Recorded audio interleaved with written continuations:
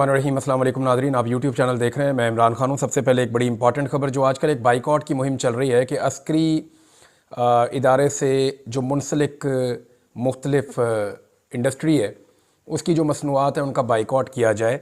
और उसमें बहुत सारी चीज़ें हैं, बड़े लंबे चौड़े नाम है। मुझे तो पहले आइडिया नहीं था कि इतनी सारी चीज़ें हैं जो माशाल्लाह से वहाँ तैयार होती हैं। मसनूआत इतनी ज़्यादा तैयार होती हैं, मुझे ये नहीं पता था, लेकिन बहुत ज़्यादा है। इसके पीछे बड़ी मेहनत लगती है और इतना तो किसी ने प्राइवेट सेक्टर में भी कभी किसी ने इतना ज़्यादा काम नहीं किया। लेकिन बड़ा ज़बरदस्त, बड़ा लंबा चौड़ा एक बिज़नेस है जो मैं देख रहा था।